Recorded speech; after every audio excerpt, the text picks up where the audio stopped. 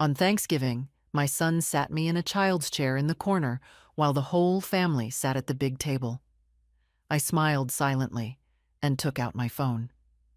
The next morning, he discovered that the locks on his house had been changed. Good day, dear listeners. It's Clara again. I'm glad you're here with me. Please like this video and listen to my story till the end, and let me know which city you're listening from. That way I can see how far my story has traveled. There is a particular kind of silence that settles over a house when the people you loved most have quietly decided you are no longer necessary.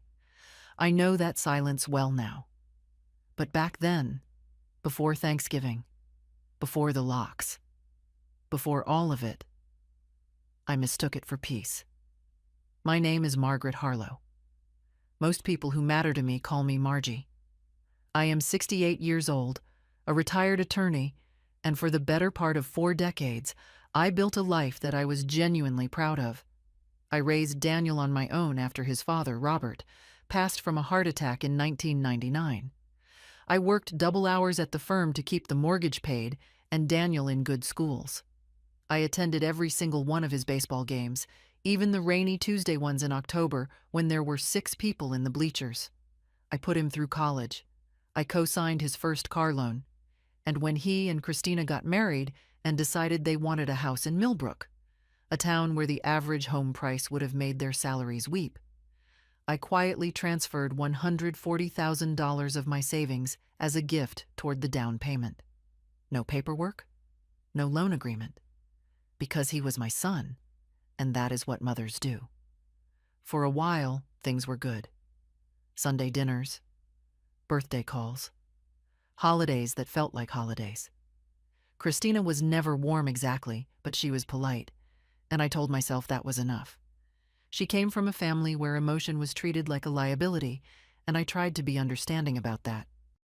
Their daughter, my granddaughter Emma, was born in 2018, and for a year or two, Emma was the bridge that kept us connected in a genuine way.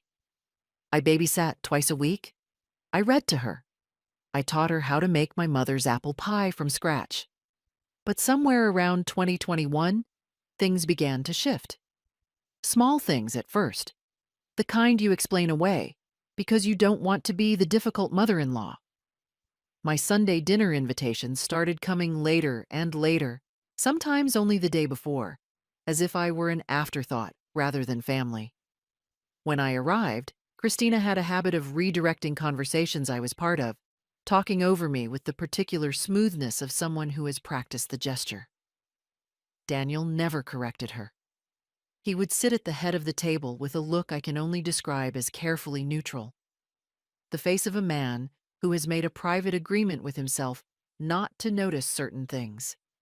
Then there were the comments, subtle enough to deny. Christina once remarked in front of Daniel and 2 of their friends that it must be freeing to live alone at my age. No responsibilities, no one to answer to. She smiled when she said it. The friends laughed politely. I smiled back. But I drove home that evening and sat in my kitchen for a long time, turning the comment over in my hands like a stone with a sharp edge hidden underneath. Was I being oversensitive? That was always the question I asked myself in those months. Was I the problem? The calls from Daniel grew shorter. When I mentioned my health, nothing serious, just the ordinary maintenance of an aging body, a knee that had started complaining on stairs. He listened with the distracted patience of someone waiting for a topic to end. Christina stopped including me in Emma's school events. I found out about my granddaughter's first dance recital 3 days after it happened from a photograph Emma's teacher posted in the parent group that a neighbor happened to screenshot and send me. I should have understood then what was happening, but we protect ourselves from what we don't want to know. The understanding came on Thanksgiving. I arrived at Daniel and Christina's house at noon, as invited, with a pecan pie I had baked from scratch and a small wrapped gift for Emma. The house was warm and smelled of roasting turkey, and for approximately 4 minutes, I allowed myself to believe it would be a good day. The dining table was set beautifully. Christina had outdone herself. Linen napkins, candles, the good china. 12 people seated. Daniel's in-laws, 2 of Christina's girlfriends and their husbands, a couple from the neighborhood I barely knew, and Emma in a velvet dress. There was no place set for me at the table. Christina appeared from the kitchen with the practiced timing of a stage director. "Oh, Margie," she said, touching my arm with 2 fingers. "I hope you don't mind. We were a little tight on space." She gestured toward the corner of the room, near the window that faced the backyard. There, against the wall, was a small wooden chair, the kind designed for a child of perhaps 4 years old. Next to it was a folding tray table. I looked at my son.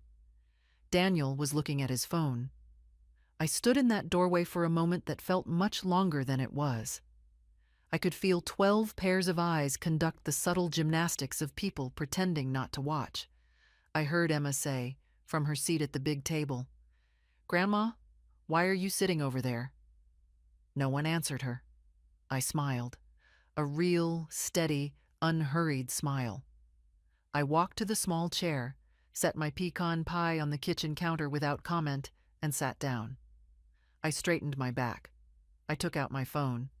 And while the family laughed and passed the stuffing and filled their glasses at the long table 10 feet away from me, I opened my notes app and began to type.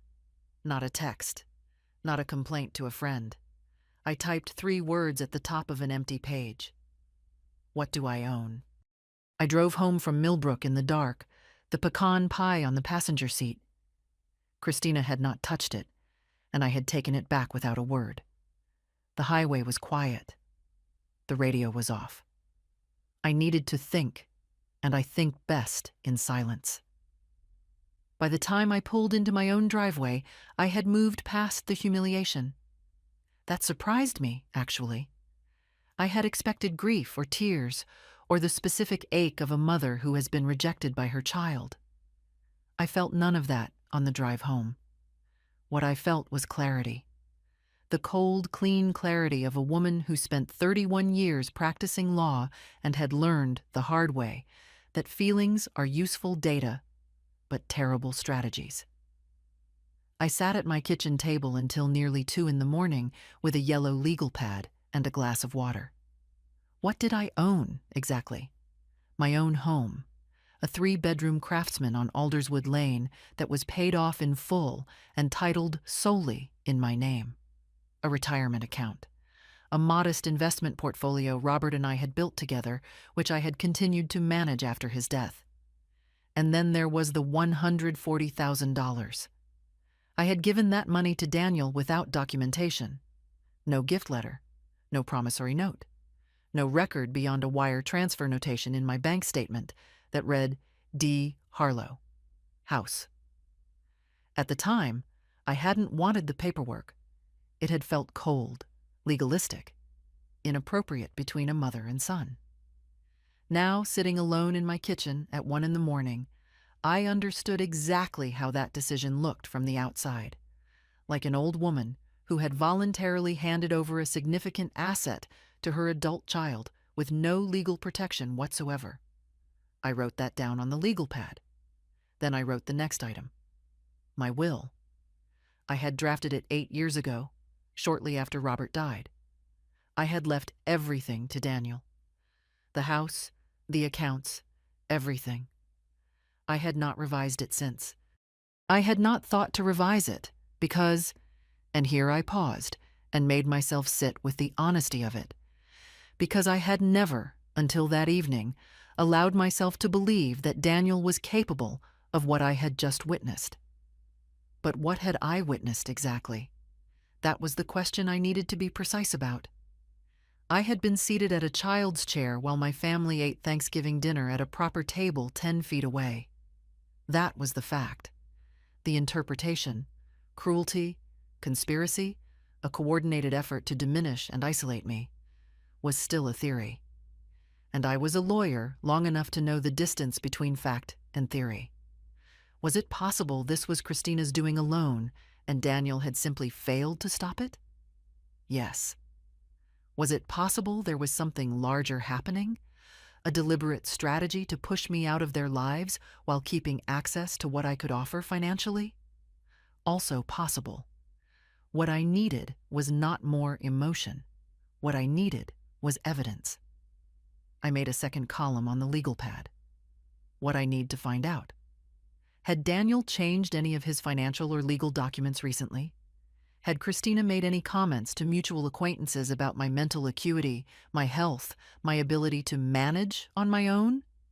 Had there been any moves, however small, to involve anyone else in the management of my affairs? I thought of a comment Daniel had made in August, casually, over coffee, about whether I had thought about simplifying my finances. I had assumed he meant consolidating accounts. Now I wrote it down and underlined it. I was not going to make accusations. I was not going to confront them in anger.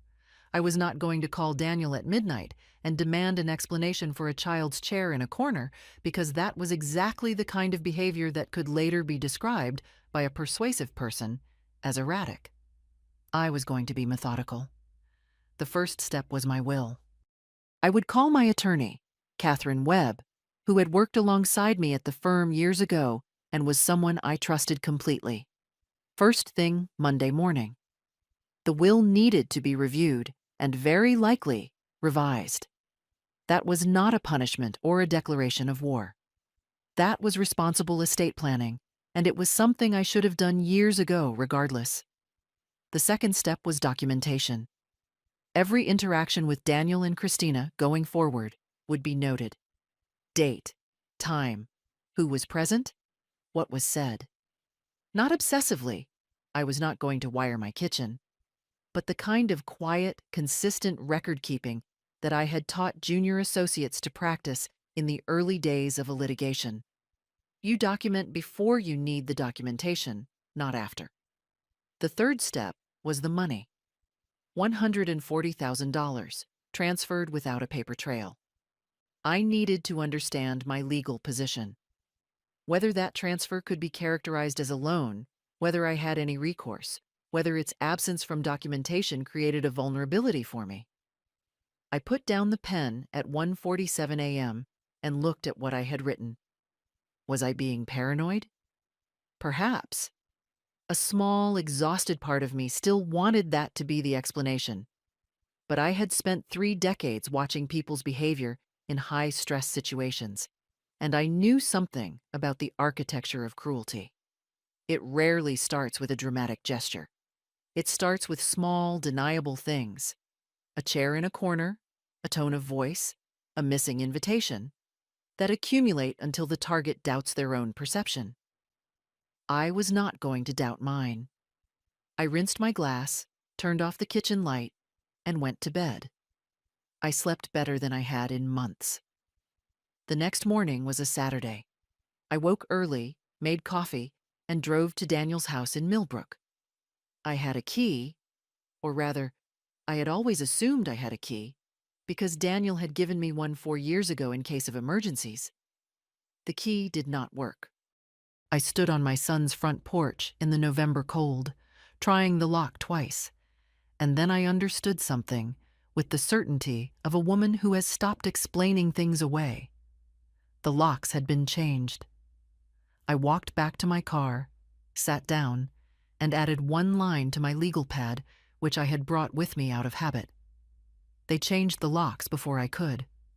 Then I drove home and called Catherine.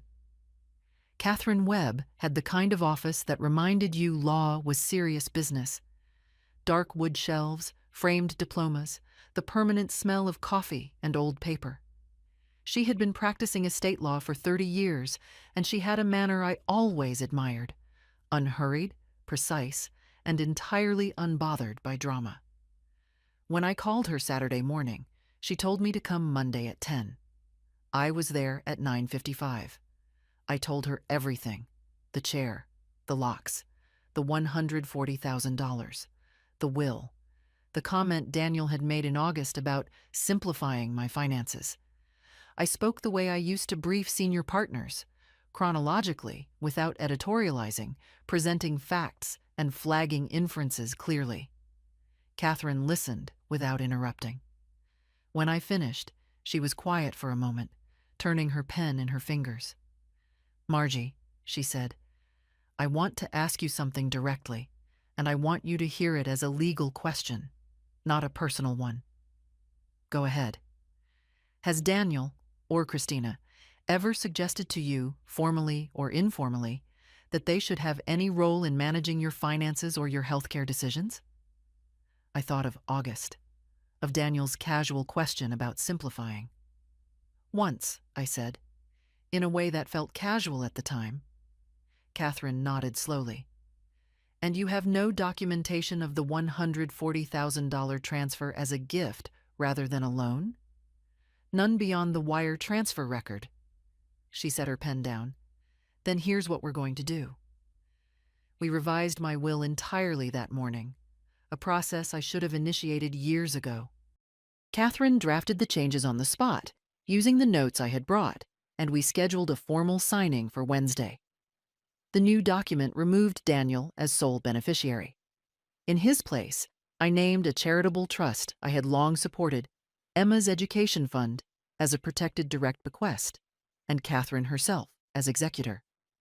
Daniel would receive a modest specific bequest, enough that the revision could not be characterized as the product of mental incapacity or sudden spite, but nothing that gave him leverage over my estate. The second thing we addressed was the $140,000. Catherine reviewed the wire transfer record I had photographed and emailed her that morning. Her assessment was careful but clear. While the transfer had no explicit loan documentation, the circumstances, the timing, the amount, the direct connection to the home purchase, could support a legal claim that it was a loan if I chose to pursue that characterization. It would not be simple. It would require litigation. But the option existed. "I'm not asking you to sue your son today," Catherine said. "I'm asking you to understand that the option is real." I understood. I left Catherine's office feeling lighter, not happy, but purposeful, which is better. I had taken the first concrete step. The will was being revised. My legal position was being assessed. I was no longer reacting. I was acting. What I did not anticipate was how quickly Daniel would notice. I found out later, from Emma, of all people, during a brief phone call the following week, that Christina had driven past Catherine's office building on Tuesday afternoon. Not deliberately, Emma said. She had been in the car and pointed out Grandma's friend's office when they passed it. Christina had gone very quiet, Emma told me, and then asked how Emma knew it was my friend's office. I had mentioned Catherine to Emma once, over pie, months ago. Children remember everything. By Wednesday, the day I signed my revised will, Daniel had called me twice. I did not answer. He left a voicemail the second time, his voice carrying a particular careful brightness that I recognized from his childhood as the tone he used when he was worried about something but didn't want to show it. "Hey, Mom. Just checking in. Haven't heard from you since Thanksgiving. Hope you're doing okay. Give me a call." No mention of the chair. No mention of the locks. No apology. I saved the voicemail and did not call back. The direct evidence came on Thursday. My neighbor Linda, a retired schoolteacher who had lived next door to me for 11 years and with whom I had a standing Thursday morning coffee arrangement, handed me a folded piece of paper when I arrived at her door. Her expression was the careful one people wear when they are about to say something they wish they didn't have to say. "I wasn't sure whether to show you this," she said, "but I decided I would want to know." It was a printout of a private Facebook message that Linda's daughter, who worked at the same gym as Christina, had screenshot and sent to her mother. In it, Christina was writing to her own sister. I will not reproduce the entire message here. What I will say is that it contained 3 things I needed to see. First, Christina referred to me as getting confused lately and suggested to her sister that I had become a liability who needed someone to keep an eye on her finances before she does something she'll regret. Second, she mentioned, in passing, that she and Daniel had spoken to a financial advisor about the possibility of getting power of attorney set up while things are still uncomplicated. Third, she described the Thanksgiving seating arrangement as completely intentional and said, and this is the part I read 3 times, the more isolated she feels, the more she'll want to lean on us, and then we can actually do something useful with that situation. I sat at Linda's kitchen table and read that message twice more. Then I folded it carefully, put it in my coat pocket, and drank my coffee. "Are you all right?" Linda asked. "I am," I said, and I meant it. I just needed to know what I was actually dealing with. I drove directly to a copy shop on the way home and had the message photocopied 3 times. 1 copy went into a folder in my filing cabinet. 1 copy went into a sealed envelope I mailed that afternoon to Catherine's office. The 3rd I kept in my purse. That evening, I sat in my living room in the quiet and thought about what I now knew. This was not a misunderstanding. This was not a difficult daughter-in-law with poor manners. This was a plan, deliberate, discussed, documented in Christina's own words, to isolate me, manufacture an image of me as cognitively declining, and use that image to take control of my finances. Power of attorney. While things are still uncomplicated. My hands were steady. My breath was even. And somewhere in the part of me that had spent 31 years in courtrooms, a door clicked shut with the soft final sound of a case that had just become winnable. The following Monday, I called my bank. Not to close accounts, not yet. That was not the move. The move was to speak with the branch manager personally, a woman named Helen Marsh, whom I had known for several years through a local women's civic group, and to request a formal review of all account beneficiary designations and any third-party access permissions attached to my accounts. I wanted to know, in writing, exactly who had access to what, and to ensure that no changes could be made without my direct in-person authorization, 2 forms of ID, and a 48-hour notification period. Helen was professional and thorough. There were no unauthorized changes on file, but she confirmed that someone had called the bank's general inquiry line the previous week, asking about the process for adding an authorized user to a senior account holder's checking account. The call had been made from a number registered to Daniel Harlow. She showed me the notation in the system. I asked for a printed copy. She provided it. I also, that week, called Dr. Angela Ferraro, my primary care physician of 12 years, and scheduled a full cognitive evaluation. Not because I had any concerns about my mental acuity, but because if Christina intended to build a narrative around my confusion and declining judgment, I wanted a clean, dated, professionally administered counterargument already on file. Dr. Ferraro administered the evaluation herself on Wednesday. I scored in the top percentile for my age group across every category. She gave me a written summary on clinic letterhead. I had it laminated. Catherine, meanwhile, had sent Daniel a formal letter. It was not aggressive. It did not mention the Facebook message or the bank inquiry. It simply notified him, as my attorney, that my estate planning documents had been updated, that the $140,000 transfer to his home purchase was being formally reclassified in my records as a no-interest personal loan with an open repayment timeline, and that any future discussions regarding my finances or healthcare decisions should be directed to Catherine's office in writing. The letter arrived at Daniel's house on a Thursday. He called me 17 times between Thursday evening and Friday noon. I answered on the 18th call. "Mom." His voice was low and controlled in the way it got when he was furious, but trying to sound calm. "What is this letter?" "Standard estate planning communication," I said. "Catherine handles all correspondence of that nature." "You're calling the down payment money a loan now? We never discussed a loan?" "We never discussed a gift either," I said. Nothing was documented. Catherine felt it was prudent to clarify. There was a pause. I could hear Christina in the background, her voice too low to make out the words, but the tone unmistakable. That tight, rapid murmur of someone stage directing a conversation. "I need to see you," Daniel said. "In person. We need to talk about this. You're welcome to call Catherine's office and schedule a meeting. She can be present as a neutral party." "I don't want a lawyer present. I want to talk to my mother." "Then write me a letter," I said pleasantly.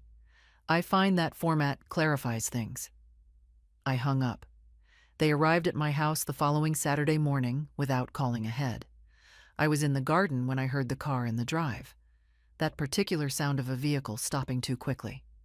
I took off my gloves, folded them into my jacket pocket, and walked around to the front of the house. Daniel stood at my front door. Christina was 2 steps behind him, her face arranged in an expression I can only describe as performed concern. She was holding a casserole dish covered in aluminum foil. "We wanted to check on you," Christina said. I looked at the casserole. I looked at her face. 31 years of reading witnesses in depositions.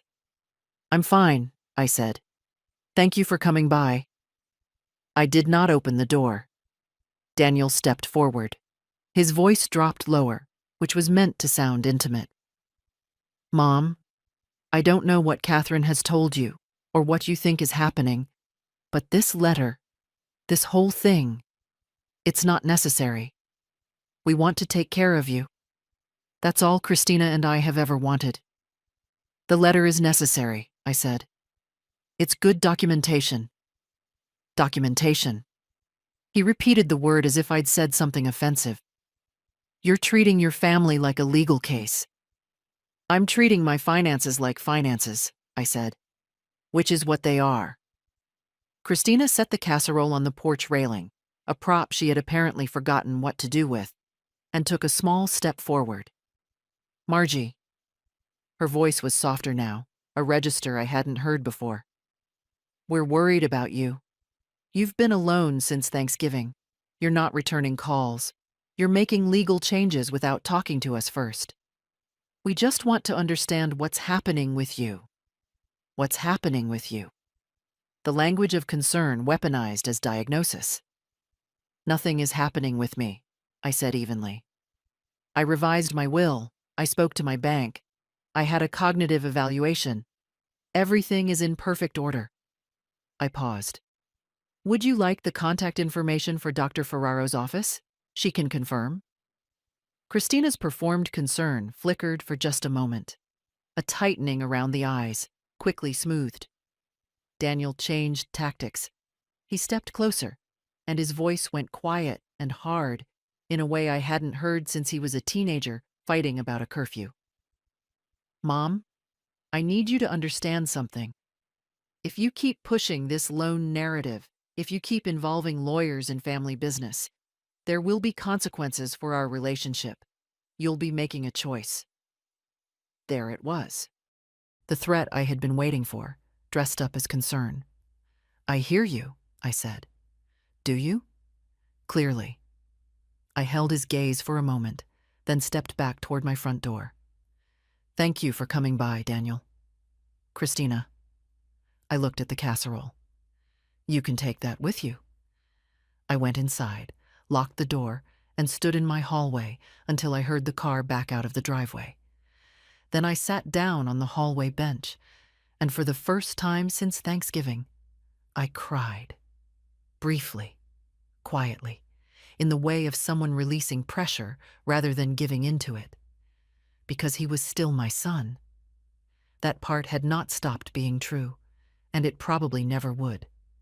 But I had heard what he said, and I had noted the time and the date and the specific words' consequences for our relationship, which I wrote down in my log that afternoon in full. I gave myself 3 days after that. I went to the shore, a small inn in Cape Cod that Robert and I had loved, where I walked the November beach and ate good chowder and slept long and dreamlessly. I read 2 novels I'd been putting off. I called an old friend in Portland and talked for 2 hours about everything except Daniel. By the time I drove home, The pressure in my chest had settled into something harder and quieter. Not anger. Resolve. I returned from Cape Cod on a Tuesday, and by Thursday, I had 2 missed calls from Christina's personal cell number, not Daniel's, hers, and a handwritten note in my mailbox. The note was on cream-colored stationery, her handwriting careful and even, the kind people use when they want something to look sincere. It said she was sorry if Thanksgiving had felt unwelcoming, that she had been overwhelmed managing the seating and the cooking, that she hoped I knew how much she and Daniel valued having me in their lives, and that she would love to take me to lunch, somewhere nice, just us 2 girls to clear the air. I read it at my kitchen table with my coffee. Then I read it again. It was well crafted. I'll give her that. The apology was technically present. Sorry if Thanksgiving had felt unwelcoming, which is the grammatical structure of an apology that accepts no responsibility. The warmth was calibrated. The invitation to lunch, just us 2 girls, was designed to separate me from Catherine, from Linda, from any witness. A private conversation where anything said could later be denied. I wrote back the same afternoon. A short, polite note on plain white paper, thanking her for writing, noting that I was quite well and not in need of clearing any air, and suggesting that if she had things she wished to communicate, she was welcome to do so through Catherine's office, as that ensured everything stayed clear for everyone. I mailed it before dinner. The calls from Daniel slowed after that.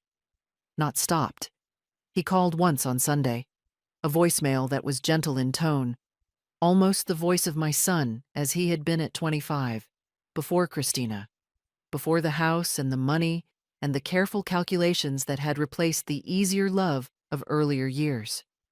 He said he missed me. He said he hoped I was eating well. He said Emma had asked about me. I played the voicemail twice. I wrote in my log. Tone shift. Softer approach. Likely strategic.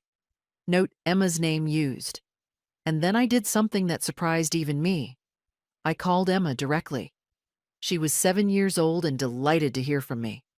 We talked for 20 minutes about her hamster, whose name was apparently Biscuit, and about a book series she was reading, and about whether apple pie or pecan pie was superior. Emma voted apple. I told her she had excellent taste. She laughed and asked when I was coming to visit. Soon, I told her, and I meant it in the way I meant all the things I was planning, carefully, deliberately, on a timeline I controlled. After I hung up, I sat for a moment with the particular bittersweetness of loving a child who was also caught in someone else's war.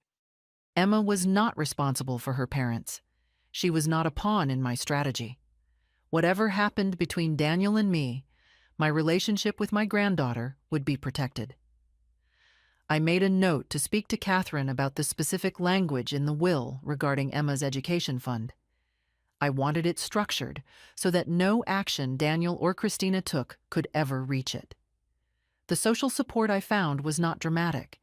It was not a group of allies rallying around me with strategy sessions and war councils. It was quieter and more sustaining than that. Linda was the first and most constant. We had coffee every Thursday regardless, and she was a practical woman who had survived her own family ruptures and came to these conversations not with pity, but with the steadiness of someone who understood that difficult situations require witness more than advice. She never told me what to do. She listened, she remembered, and when I needed a second set of eyes on something I'd written or received, she provided them without drama. The second was an unexpected one. Patricia Owens, who I had worked alongside at the firm in the mid-90s before she moved to a family law practice. We had not been close in years, but I called her on a Wednesday evening on an impulse, told her broadly what was happening, and she responded with the directness of a woman who has spent decades in family courts. The power of attorney angle is the one that worries me most, she said. If they pursue that, and they find a willing doctor or a compromised evaluation, you are in a much harder position than you are now. I have Dr. Ferraro's evaluation on file, I said. Dated. Good. Get a second one. Different doctor. Make the record airtight. A pause. Margie, I've seen this pattern. Not always this deliberately, sometimes it's more confused and well-intentioned than it looks. But the structure you're describing, the social isolation, the narrative of cognitive decline, the financial access probe, that's a recognizable pattern. You're doing the right things. Don't stop. I wrote her words down after we hung up. You're doing the right things. Don't stop. There was a particular evening, a Friday in mid-December, when I sat in my living room with the lights low and the snow beginning outside, and thought about what my life had looked like a year ago versus now. A year ago, I had spent Friday evenings quietly certain that my son loved me, that my family was intact, that the ordinary diminishments of age were the only things I needed to navigate. That certainty was gone, and strangely, I did not miss it the way I had expected to. False certainty is its own kind of loneliness. What I had now, clarity, documentation, 2 women who told me the truth, a granddaughter who asked about pie, felt more solid than the comfortable fog of before. Daniel and Christina were quiet that week. The calls had stopped. Linda's daughter reported from the gym that Christina had been tightly pleasant in the way people are when they are waiting for something. Observing, recalibrating. Let them recalibrate, I thought. I had an appointment with Catherine scheduled for December 22nd. We were going to review the $140,000 documentation and discuss next steps. I had a second cognitive evaluation booked with a neurologist Catherine had recommended, entirely independent of Dr. Ferraro, clean and formal and beyond question. I had my log, now running to 11 pages of dated entries, stored in 3 separate locations, including a cloud drive that only Catherine and I could access. I was not finished, not even close. But I slept well. I ate my meals at my own table. And on Sunday mornings I baked, because I had always baked on Sunday mornings, and I saw no reason to let someone else's scheming take that from me, too. They came 3 days before Christmas. I had not invited them. I was in the kitchen rolling out pie dough when I heard the car, and I recognized the sound of Daniel's engine before I looked out the window. They pulled into the driveway in the early afternoon, both of them, and Emma was with them. Emma in a red coat with white buttons, carrying a wrapped present, her breath making small clouds in the cold air. They had brought Emma deliberately. I understood that immediately, and with no particular bitterness, because understanding a move does not require you to respect it. I opened the door before they knocked. Emma threw herself at me with the uncalculated joy of a 7-year-old who hadn't seen her grandmother in weeks, and I held her and breathed in the smell of her hair and let that be what it was. Real, uncomplicated, mine.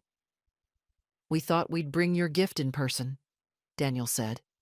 His voice was warm, carefully warm, the way a room is warm when someone has turned the thermostat up right before guests arrive. "Come in," I said. We sat in the living room. Emma found a ceramic mouse on the mantel and was absorbed. I made tea.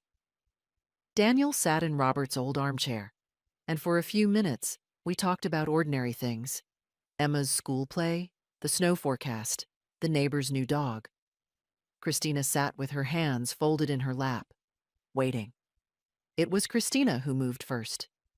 She set her teacup down with deliberate care. "Margie," she said, "I want to be honest with you." She let that land for a moment. "I know things between us have been strained. I know Thanksgiving wasn't what any of us wanted." She glanced at Daniel, who nodded. "I take responsibility for that. I was overwhelmed, and I made a poor decision that hurt you, and I'm sorry." "Thank you," I said. "We've been doing a lot of talking," Daniel added, "about what we want our family to look like, about what's important." He leaned forward. "Mom, We want you in our lives, not as an obligation, as family. The word obligation was interesting. I filed it. What we were hoping, Christina continued, is that we could start fresh. Put the legal stuff aside, the letters, the attorney involvement, and just talk, as a family, about what we all need. She tilted her head slightly. Because I think when you're operating through lawyers, it makes everyone feel like they're under suspicion. There it was. Put the legal stuff aside. Return to a situation where the only record of $140,000 was a wire notation and good faith. I understand, I said. Daniel's face relaxed, too quickly. And I want to be honest with you too, I continued pleasantly. I will always have legal representation involved in my financial affairs. That isn't going to change. A beat of silence. Mom. Daniel's voice lost its warmth. We're not asking you to act against your interests. We're asking you to treat us like family, not an opposing party. You are family, I said. Catherine's involvement doesn't change that. Christina smiled thinly. Margie, I think the problem is that you've become, and I say this with love, isolated. You're spending time with people who encourage this adversarial framing. Linda, this attorney, they don't know what we actually want for you. Isolated. Her own word from the Facebook message. I find that I have very good company, I said. Daniel stood. He was a tall man when he stood, and I think he knew that. He was not threatening me. He was simply choosing to be tall. Let me be very clear, he said quietly. If you pursue this loan claim and keep treating me like a suspect in your own estate, you are going to drive a permanent wedge through this family. Emma will grow up watching her grandmother treat her father like an enemy. Is that the legacy you want to leave? Emma had gone still near the mantel. She was listening, in the way children listen when they sense something they can't name. Emma, sweetheart, go get yourself a cookie from the kitchen. The snowflake one's on the counter. She went. I waited until I heard her footsteps. Then I turned back to Daniel. I love you, I said. But I am not going to be frightened into making financial decisions by a speech about legacy. I stood. I think it's time for you to go. Christina's face went tight and cold, the mask finally off. She was on her feet in one motion, looked at me with focused fury, then composed herself. You'll regret this, she said simply. I'll get Emma's coat, I said. They left. Emma hugged me at the door and asked if I was okay. I told her I loved her and that we would have pie soon. I watched the car until it turned out of sight. Then I leaned against the closed door and felt it. Real fear. A tightness in the sternum, uneven breathing. Christina's last 3 words had not been theatrical. They had been precise. But fear, properly understood, is information. It tells you what is at stake. And what was at stake here? My granddaughter, my autonomy, my right to spend the rest of my life on my own terms, was worth every bit of it. I walked to my desk and opened my log. December 22nd. Daniel and Christina visit unannounced. Emma present. Christina apologizes, language of no-fault apology. Requests removal of legal oversight. Daniel uses Emma as leverage, references legacy. Christina on departure. You'll regret this. Emma witnessed portion of exchange. I underlined the last line. Then I called Catherine. The meeting happened on January 8th. Catherine had suggested a formal settlement conference. Daniel, Christina, their attorney, Catherine, and me. One meeting. Everything on the table. I spent the week before it quietly. I reviewed my documentation. I organized the folder into a clean, tabbed binder. The wire transfer record, the bank inquiry notation, the authenticated Facebook message, the preserved Instagram photographs, both cognitive evaluations, the 11-page log, the voicemails, the letter in which Daniel had referenced consequences for our relationship. I had a new will, a clean financial record, and Christina's own words describing a deliberate strategy of isolation. What I did not bring was anger. Anger is expensive. It makes you imprecise, and imprecision is what the other side counts on. Daniel and Christina arrived 15 minutes late. They had brought their own attorney, Gerald Park, whom Catherine described as competent but not exceptional. Daniel was in a suit, slightly too formal for the occasion, which told me he was nervous. Christina was in a charcoal blazer, controlled, the Facebook message far from her mind. Or so she thought. Gerald Park opened with a brief statement about his client's desire to resolve a family misunderstanding. He used the word misunderstanding 3 times in 4 minutes. Catherine laid out my position methodically.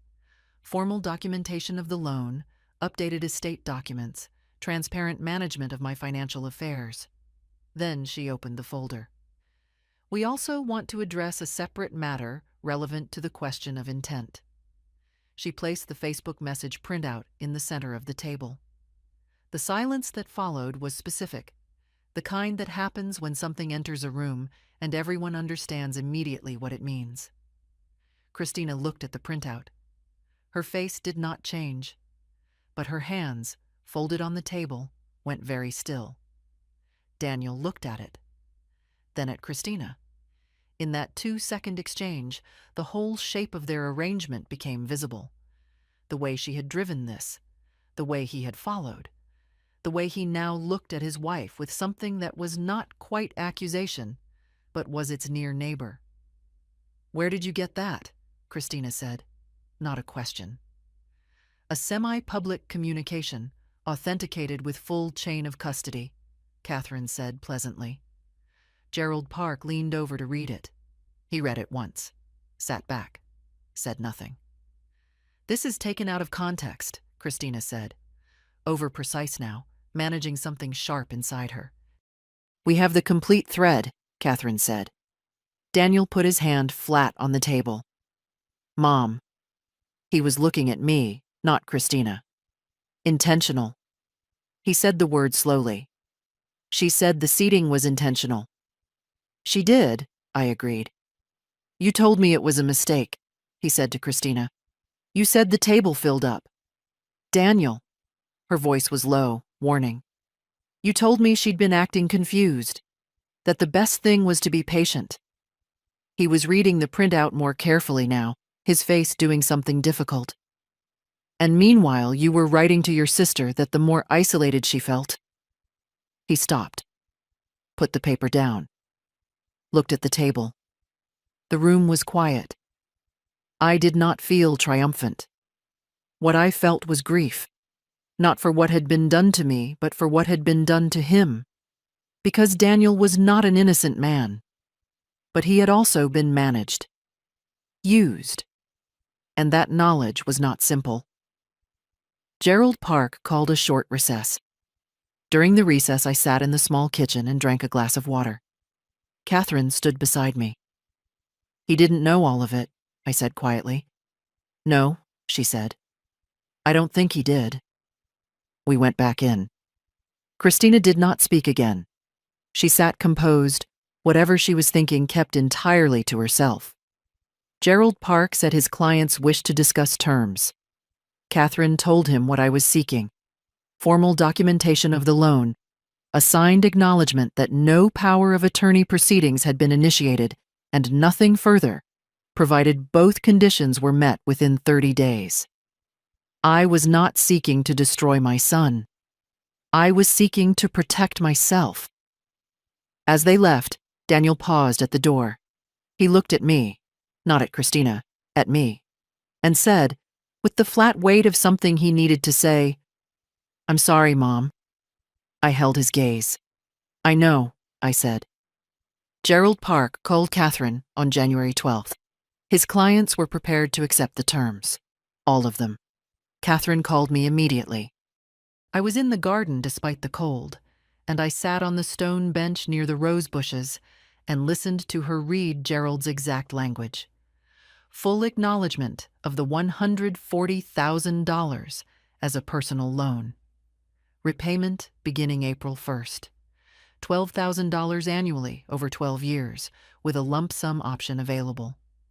Signed affidavit from both Daniel and Christina confirming that no power of attorney proceedings had been initiated and that no such steps would be taken without my written, witnessed, voluntary consent.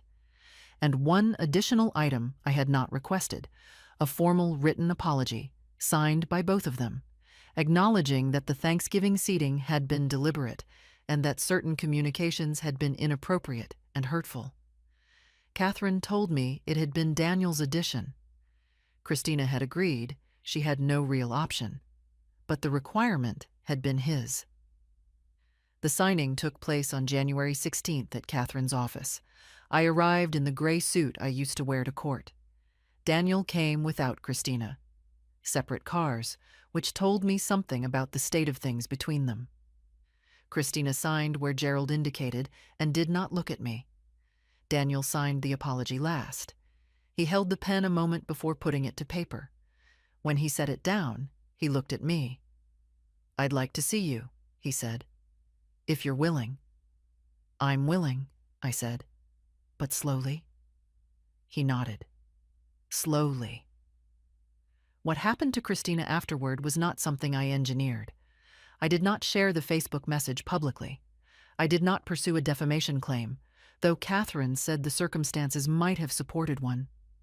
But consequences arrive without invitations. The message had been seen, it emerged in the weeks after the settlement, by two of Christina's friends from the gym. Word moved through small social circles, and by February, Christina had become the kind of person others were slightly careful around. More concretely, she had been in line for a senior promotion at her firm. In February, she did not receive it. I noted it and put it away. The repayment plan began in April, on schedule. The first transfer arrived on April 1st, and I moved it immediately to Emma's education fund. I planned to do that with every payment. I revised my will one final time in March.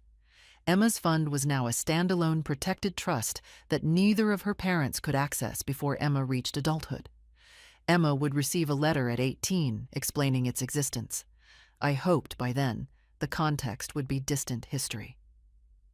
The day the final documents were filed, I drove to the small beach on the Sound where Robert and I had stumbled onto happiness by accident 40 years before. I sat on a driftwood log in the early spring cold and watched the water. I was not a woman who had destroyed her family. I was a woman who had refused to let her family be destroyed by people who confused love with leverage. There is a difference, and it matters. I drove home and made dinner and ate at my own table, in my own house. It was enough. Spring came early that year, and I let it. I repainted the garden shed in April, a project I had been putting off for 3 years. A deep green that reminded me of the hills in Vermont where Robert and I honeymooned. I hired a college student named Marcus from the neighborhood, and while he handled the high work, I did the trim, and we talked about his plans for a semester abroad. By the time the shed was finished, I had made a decision. I would go back to Lisbon in September. I had not traveled alone since Robert died. I had told myself solo travel was impractical, the kind of thing that invited fretting from Daniel that I had always tried to forestall. But Daniel's opinion of my capabilities had been, I now understood, irrelevant to my actual capabilities. And I was 68, not 88, and I had never needed permission to get on a plane. I booked the ticket in May, direct flight, business class, because I had earned it. Linda came to see the shed and approved of the color. We had started a small weekly reading group.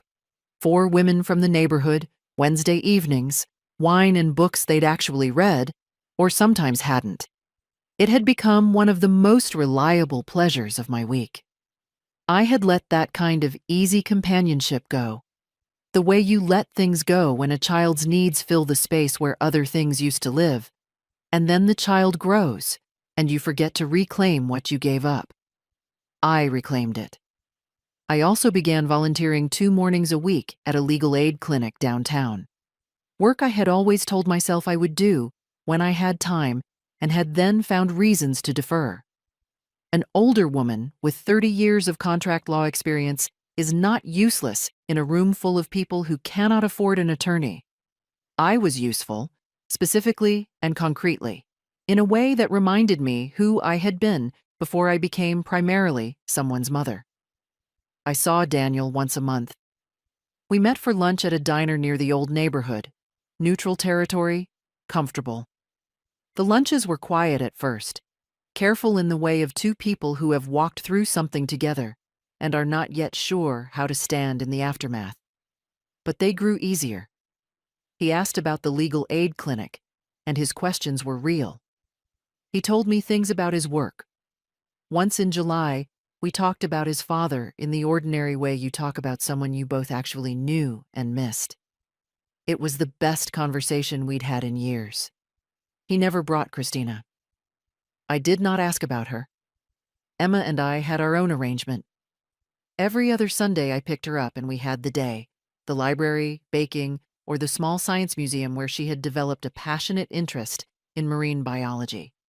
She explained to me with great seriousness that crabs were smarter than hamsters, and this was simply a scientific fact. I told her to write that down for her teacher.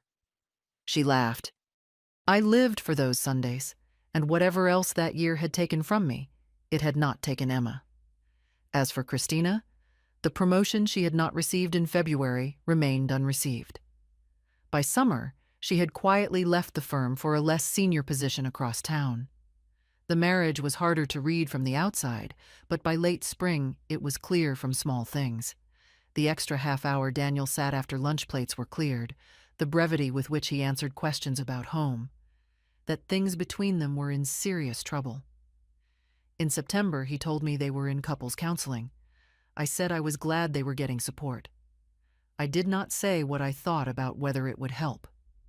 When I boarded my plane to Lisbon in the first week of September, I was carrying a single rolling suitcase, an unstarted novel, my mother's recipe for a custard tart, and approximately none of the weight I had been carrying since November. Lisbon was warm and tilted and smelling of salt and roasting coffee. I checked into a small hotel near the Alfama district and walked out into the October light without a destination. Turning down whatever street seemed interesting, finding the river eventually, sitting at a cafe table above the water with a glass of wine I had not earned and did not need to earn. I stayed for 10 days. I came home to a house that was mine, in a life that was mine, built by someone who had spent 68 years working to deserve it. That felt like enough. More than enough. Like the right ending and the right beginning at exactly the same time. They say with age comes wisdom.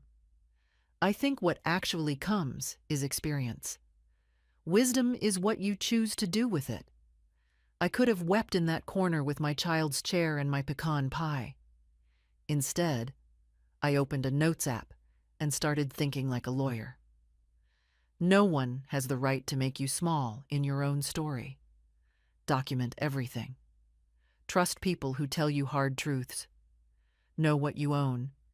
I was 68 years old, and I was not finished. Not even close. What would you have done in that corner? Tell me in the comments. Share this if it reached something in you. Someone out there needs to hear it. Thank you for listening. My daughter secretly sold my house and put me in a nursing home. That's where you belong. I nodded and made one phone call. The next morning, she came to me, trembling and in tears. In her hands, she was holding, "Good day, dear listeners. It's Clara again. I'm glad you're here with me. Please like this video and listen to my story till the end, and let me know which city you're listening from. That way I can see how far my story has traveled. I used to think I knew my daughter. That sounds like such a simple thing to say, doesn't it? Every mother thinks she knows her child. I changed her diapers. I held her hand through chickenpox and heartbreak and the death of her father. I sat in the front row at her college graduation with a bouquet of yellow roses because those were her favorites, and I cried so hard The woman beside me offered me a tissue and a cough drop. I thought I knew Carol the way I knew the layout of my own home. Every corner, every creak in the floorboard, every place where the light fell just right in the late afternoon. That home was a white colonial on Birchwood Lane in Hendersonville, North Carolina. 3 bedrooms, a wraparound porch, and a magnolia tree in the backyard that my late husband George planted the year we were married. 41 years I lived in that house. I raised Carol there. I buried George from that front porch, watching the hearse pull away between the oak trees while neighbors stood on their lawns with their hands over their hearts. That house was not just property. It was the architecture of my entire life. I am Dorothy Marsh. I was 74 years old when all of this happened, and I want you to understand something before I tell you the rest. I was not a frail woman. I gardened. I drove myself to the grocery store. I did the crossword puzzle every morning in ink. My doctor called me annoyingly healthy at my last checkup, and I took that as the highest compliment a woman my age could receive. Carol was 51. She lived 20 minutes away in Asheville with her husband, Dennis, a man I had never fully trusted, though for years I told myself that was simply the prejudice of a mother who believed no one was quite good enough for her child. Dennis sold insurance and wore cologne that arrived in a room before he did. He had small eyes and a large handshake, the kind of man who was always performing confidence rather than possessing it. Carol had been quieter since she married him, smaller somehow. The warning signs began about 8 months before everything collapsed. Small things at first. Carol started coming by the house more often than usual. Not for visits exactly, but for what I can only describe as inspections. She would walk through the rooms with a particular look on her face, a measuring kind of look. And she would ask questions that seemed casual but had a strange weight to them. "Mom, do you ever think about downsizing? This yard is a lot for one person to manage, isn't it? Have you thought about what you want to do with the house, eventually?" I thought she was worried about me. A widow alone in a big house. It was a reasonable concern for a daughter to have. I told her I was fine. I told her I had my garden club, my neighbor Ruth, my Tuesday lunches with the ladies from church. She smiled and nodded, and I noticed, but did not fully register, that her eyes did not quite match her smile. Then there were the documents. Small requests, framed as practicalities. She brought over a new power of attorney form about 6 months before everything happened, explaining that the old one, the one I had signed years ago giving George authority, then updated to include Carol, was outdated.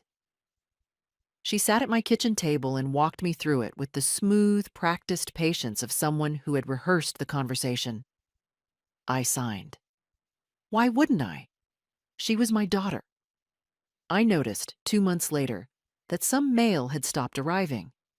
Bills I usually received by paper now seemed to be going somewhere else.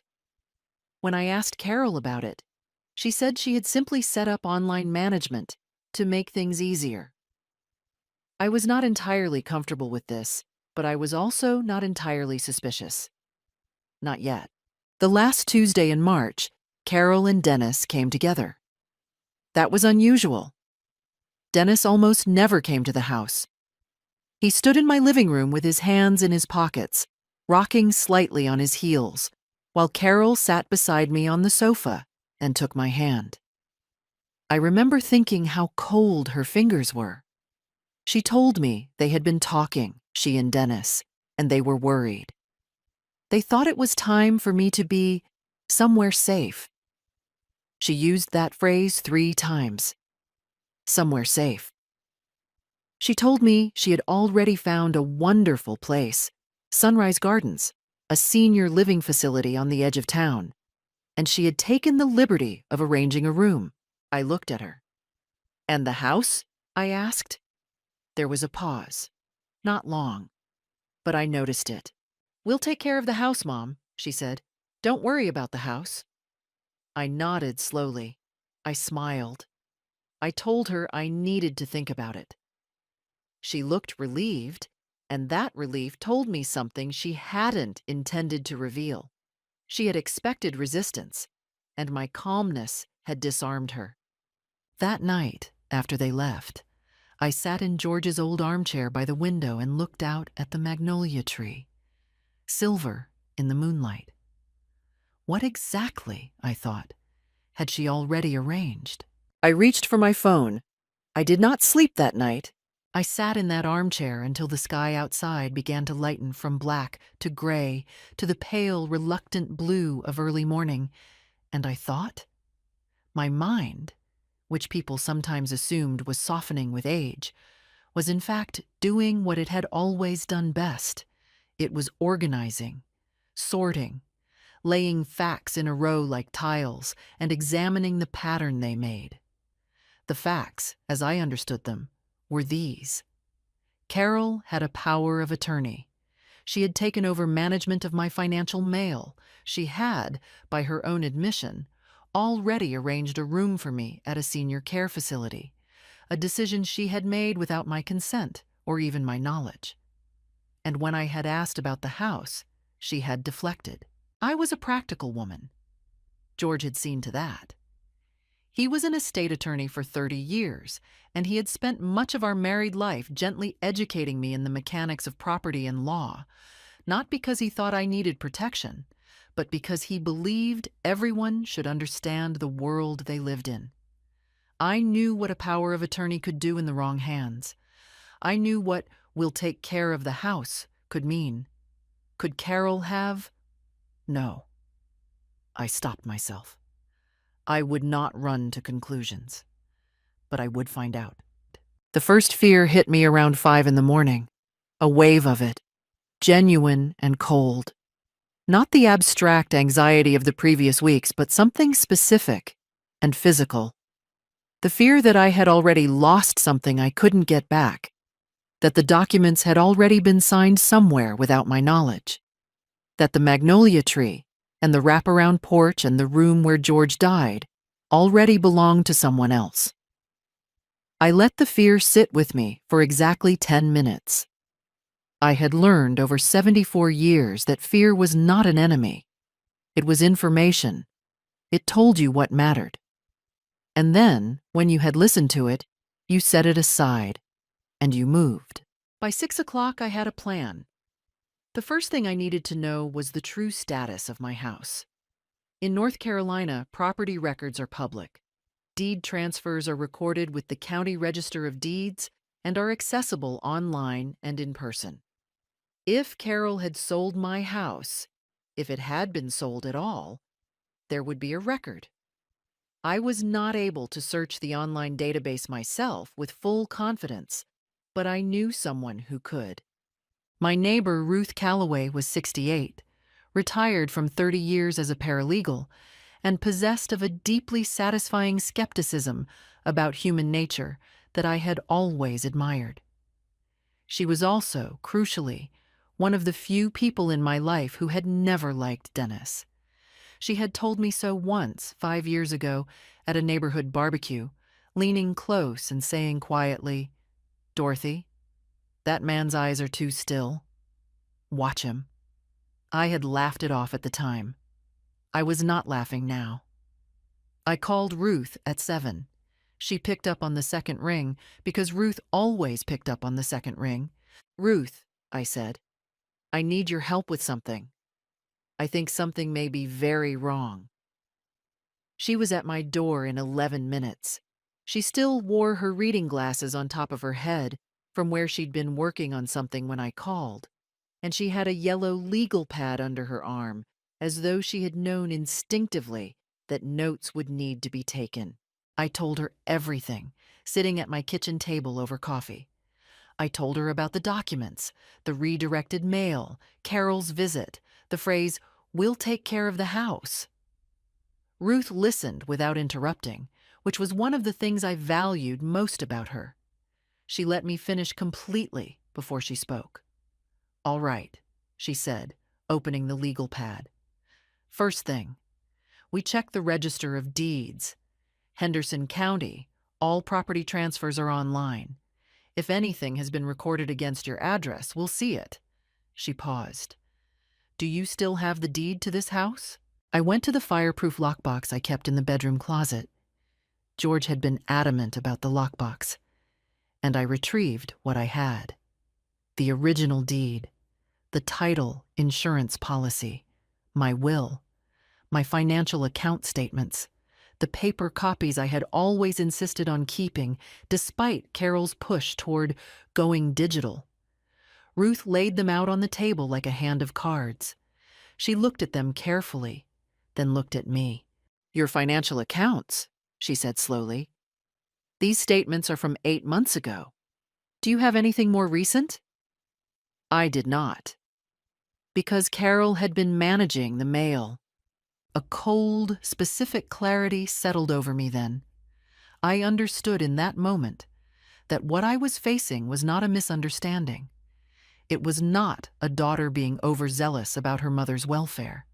It was a scheme, patient and deliberate, that had been constructed around me while I sat in my house growing my tomatoes and doing my crossword puzzles, trustingly, completely blind.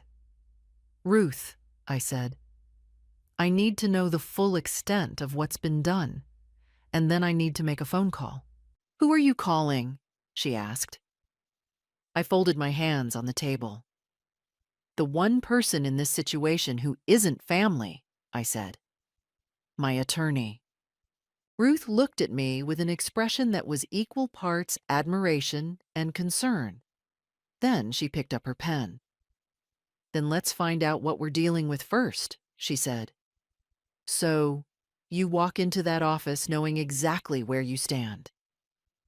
We spent the rest of the morning building my case, and the picture that emerged was worse than I had feared, and, it turned out, not yet complete.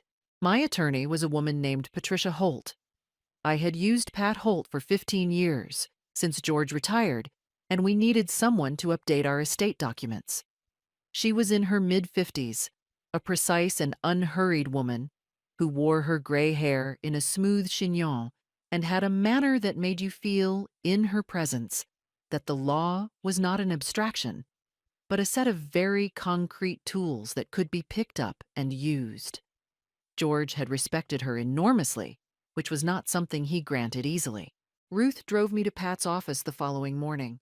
I had called ahead, explained that it was urgent, and Pat had rearranged her schedule without asking for details over the phone, which told me she understood the nature of urgency.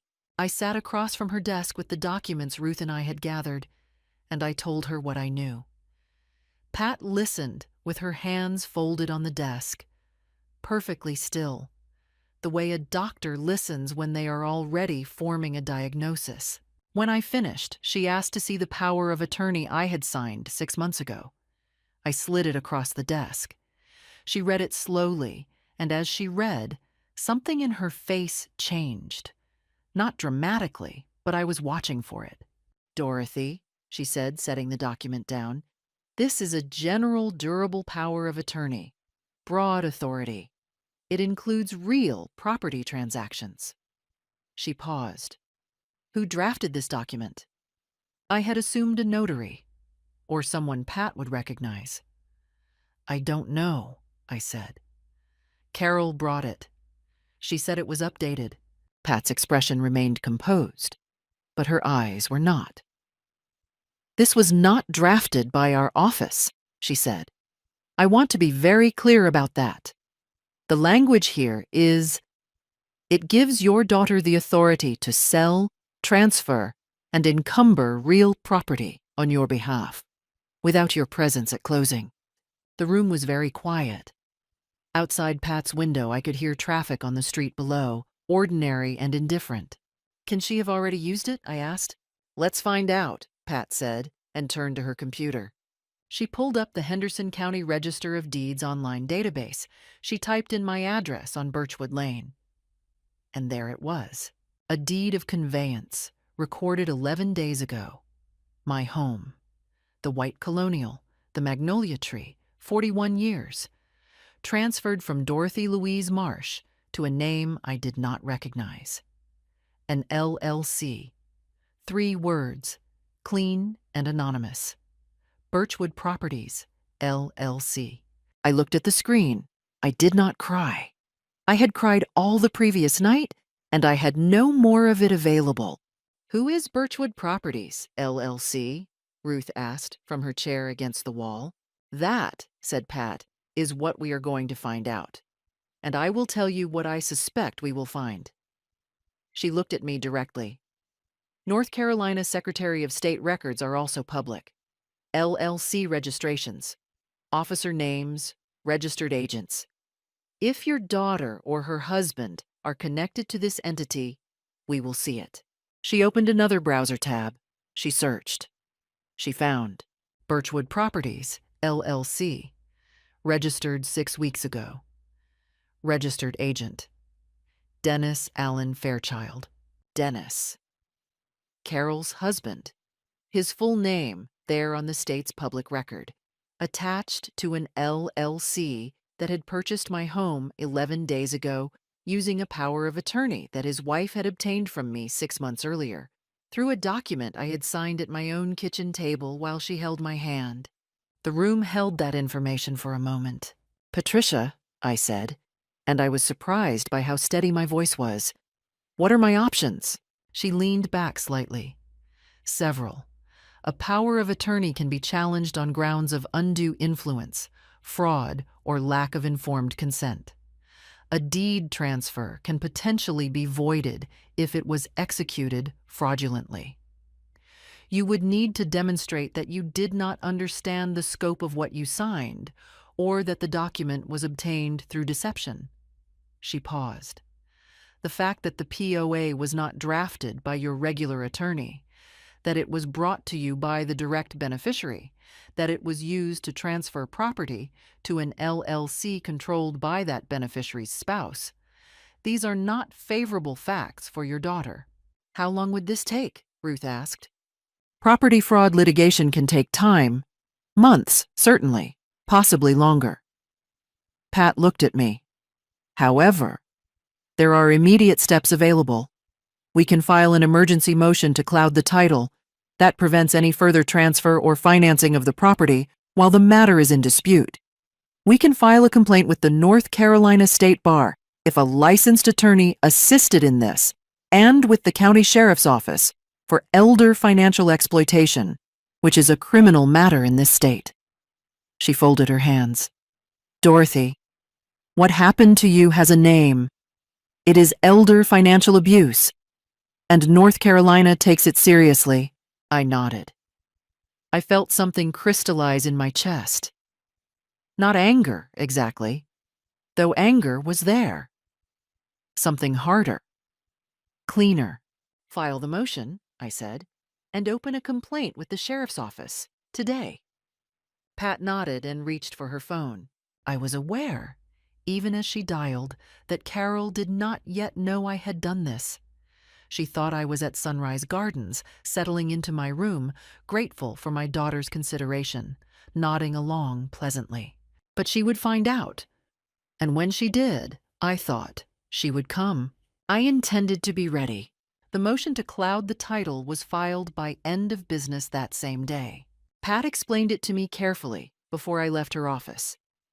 A Ellis pendens, a formal legal notice recorded against the property, indicating that ownership was under dispute. It would appear in the property records. It would prevent Birchwood Properties, LLC, from selling, refinancing, or borrowing against the house until the matter was resolved. It was not a judgment. It was not a victory. But it was a lock on the door. The sheriff's office was next. Ruth drove me there directly from Pat's office, and I filed a complaint for elder financial exploitation, which in North Carolina carries criminal penalties, including felony charges, when the value of assets exceeds a certain threshold. My home was worth $430,000. The threshold was $10,000. A deputy took my statement at a desk that smelled of coffee and old paper, and he looked at the documents I brought with the careful, expressionless attention of someone who was seeing something he had seen before and found it no less troubling for the familiarity. "Ma'am," he said when I finished, "do you have somewhere safe to stay?" "I am staying at Sunrise Gardens currently," I said, with only the slightest effort to keep my voice even. "My daughter arranged it." He wrote something in his notes. I was back at Sunrise Gardens by 4 that afternoon. It was not a terrible place, I should say. The staff were kind. The food was adequate. The room was clean. But it smelled of industrial cleaner and something underneath it, something I could not name, and the view from my window was a parking lot. 41 years of looking out at a magnolia tree. Now I had a parking lot. Carol called the next morning. I let it ring 3 times. Then I answered, "Mom, how are you settling in? I was going to come by this weekend." "Carol," I said pleasantly, "how was your evening?" A pause. Brief. "Fine. Good. Mom, are you okay? You sound—" "I'm perfectly well," I said. "I thought you should know that I visited my attorney yesterday." The silence that followed was not brief. "You— what? Why? Mom, you don't need—" "It was routine," I said. "Patricia just wanted to review some documents. You know how she is. Very thorough." Another pause, longer. I could hear Carol breathing. I could hear, beneath that, the quality of her silence, the sound of someone recalculating. "Of course," she said finally. "That's fine. That's totally fine, Mom." She got off the phone in under 2 minutes. 12 minutes later, my cell phone rang again. It was Dennis. I did not answer. He called 3 more times over the next hour. Then he stopped. They came that evening, both of them. They arrived at Sunrise Gardens at 6:15 and asked to see me at the front desk. And the aide knocked on my door and told me my daughter and son-in-law were in the common room. I put on my cardigan, George's favorite, the blue one, and went to meet them. Dennis stood up when I entered. He was smiling, but it was the smile of a man who is deciding, in real time, how afraid to be. Carol sat beside him, and I saw immediately that she had been crying recently and had tried to conceal it. "Mom," Dennis said, spreading his hands in a gesture of openness, "we just want to talk. There seems to have been a misunderstanding." "What misunderstanding is that?" I asked, sitting down. "Your attorney. We heard you went to see an attorney, and we just want to make sure you have all the information because, Mom, we did everything we did out of love, and we don't want lawyers getting involved and making this into something it isn't." "Dennis," I said. He stopped. "I know about Birchwood Properties, LLC," I said. "I know your name is on the registration. I know my home was transferred to that entity 11 days ago using a power of attorney that was drafted specifically to enable that transaction." I looked at Carol. "I know you brought that document to my kitchen table and had me sign it." Carol's face went white. Completely. In 30 years, I had never seen my daughter's face go that color. "Mom," she said, "it's not what it looks like." "There is a lis pendens on the property," I said. "The title is clouded. You will not be able to do anything further with that house until a court resolves the matter. Additionally, a complaint has been filed with the Henderson County Sheriff's Office for elder financial exploitation." I paused. "That is a felony in this state." Dennis stood up. The pretense of openness was gone. His face had shifted to something I had suspected was always underneath it. "You want to play it that way?" he said. "You'll lose everything in legal fees. We will fight this. You don't have the money for a long litigation." "Sit down, Dennis," I said. He did not sit down. "We could make this very uncomfortable for you," he said. "We could claim you weren't mentally competent when you agreed to move here. We could say you've been confused. Who are people going to believe? A woman your age, alone, or—" I said sit down. I said again, in exactly the same tone. He sat down. I stood up. I will be speaking with my attorney again on Monday, I said. Until then, I would ask you not to contact me. If you do, those communications will be documented. I looked at Carol one more time. She was not white anymore. She was looking at the floor. I raised you better than this, I said, and I walked back to my room. I did not slam the door. I closed it very quietly. Then I sat on the edge of the bed and I let my hands shake because they wanted to, and there was no one there to see. That weekend, I slept. I let Ruth bring me food from the diner she liked. I watched old films on the small television in my room. I let myself be 74 years old and tired and not required to be formidable for 2 consecutive days. And then, on Monday morning, I got up and put on my blue cardigan and called Pat. The first temptation came on a Wednesday. A card arrived at Sunrise Gardens, slipped under my door rather than given to me by the front desk, which told me whoever delivered it had not come through the main entrance. The envelope had no return address. Inside was a single note card, Carol's handwriting. I would know it anywhere. The particular loop of her lowercase g's, the way she always underlined her signature. Mom, I know I've hurt you. I know I have no right to ask anything. But can we please talk before this goes any further? I love you. Just us. No lawyers. No Dennis. Please. See, I read it twice. I set it on the desk. I did not throw it away because Pat had told me to keep everything. Did I feel the pull of it? Of course I did. She was my daughter. I had held her when she had nightmares. I had sat with her in the hospital after her miscarriage, the one she didn't talk about, and I had not talked about it either, but I had simply stayed, because sometimes that is the only thing there is. The word love in her handwriting cost me something to look at, but I also knew what I knew. The L.S. Pendens was on the property. The sheriff's office had opened a formal investigation. Pat had filed a motion to challenge the power of attorney on grounds of fraud and undue influence, and she had told me that in the 3 weeks since the transfer, Birchwood Properties, LLC, had not yet relisted or refinanced the house. The cloud on the title had stopped them cold. They were trapped, and they knew it. And the card under my door was not love. It was strategy. I put the card in the folder I was keeping for Pat, and I went to breakfast. Ruth came to see me that Thursday. She brought lemon pound cake from the bakery on 5th Street and an expression on her face that was carefully cheerful in the way of a person who has heard upsetting news and is deciding how much of it to share.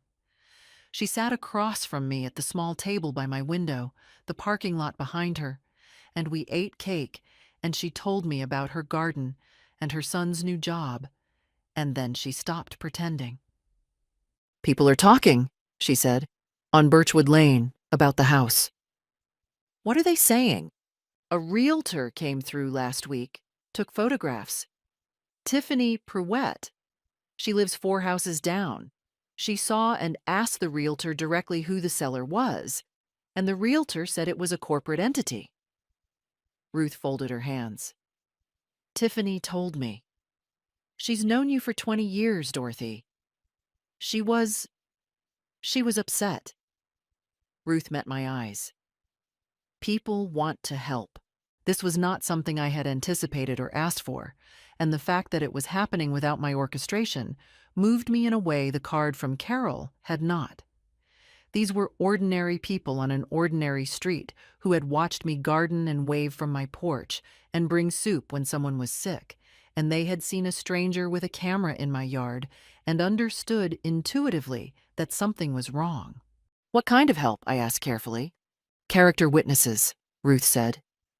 If it goes to a hearing on your mental competence, which Dennis threatened, they will speak. Tiffany, the Hendersons, Pastor Mills. She paused. Also, and I want you to know this came entirely from her. Margaret Cho from your garden club. Her nephew is a civil attorney in Charlotte. He called Pat's office on Monday.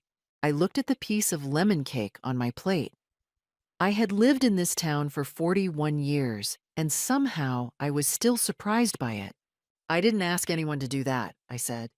No, Ruth agreed. But you have lived here for 4 decades and behaved decently toward people, and it turns out that matters. She picked up her fork. Carol chose the wrong woman to underestimate. Those words stayed with me. In the days that followed, I observed that Carol and Dennis had pulled back. No more calls, no more cards under the door. I learned through Pat that Birchwood Properties, LLC, had made one inquiry through their own attorney about the LS Pendens process, specifically how long it might remain in place. And Pat had responded with the full list of causes of action we intended to pursue. She told me their attorney's tone afterward was notably less confident. They were watching, waiting, trying to understand how much I actually had. I used the quiet to prepare. I met with Pat twice that week. Margaret's nephew, a compact, meticulous man named Daniel Cho, had agreed to consult pro bono on the civil case, which was a generosity I accepted without false pride, because pride at this point would have been self-indulgent. Pat and Daniel worked together on what was becoming a surprisingly robust case: the fraudulent power of attorney, the LLC registration predating the POA by only 2 weeks, which suggested premeditation, the financial account access Carol had assumed, which Pat's forensic review had found, included 2 electronic fund transfers out of my savings account, totaling $18,000. $18,000, money that had simply moved. While I was planting tomatoes, I was not a woman who cried easily. But I sat with that number for a while, and then I filed the additional complaint for theft. I was building something. It was slow and careful, and I was doing it from a room that smelled of industrial cleaner with a parking lot view. But I was building it, and I was not alone. They came on a Sunday. I do not think the choice of day was accidental. Sunday felt softer. Sunday implied family. Sunday was the day people were supposed to forgive each other and sit around tables and pretend that love was simple. Carol came alone this time. No Dennis. That was also deliberate, I understood immediately, because Dennis's presence the last time had not served their purposes. He was too openly hostile, too careless about showing what lived under his surface. Carol, by contrast, had always been better at performing. She looked diminished when she sat down across from me in the common room, thinner, pale in a way that wasn't makeup or artifice. Her hands, when she set them on the table, were bare, no rings. I noticed that and filed it without comment. "Mom," she said, and her voice was soft. Not practiced soft, genuinely strained. "I can't sleep. I can't eat. I know what I did was wrong. I know it." I said nothing. "I told myself it was for you," she continued. "I told myself you weren't safe alone, that the house was too much, that you'd be better somewhere with people around you, and—" She stopped. "And some of that was true. I did worry about you, but I let Dennis convince me that if we did it the way we did, we could make sure you were taken care of and still—" She stopped again. "We had debts. Big ones. Dennis made some investments that—" "How much?" I asked. She looked up. "What? How much debt?" She swallowed. "A little over 200,000. I looked at her. My daughter. The woman I had rocked to sleep in a house that was now titled in her husband's LLC. The person who had sat at my kitchen table and handed me a document and said, 'Trust me.'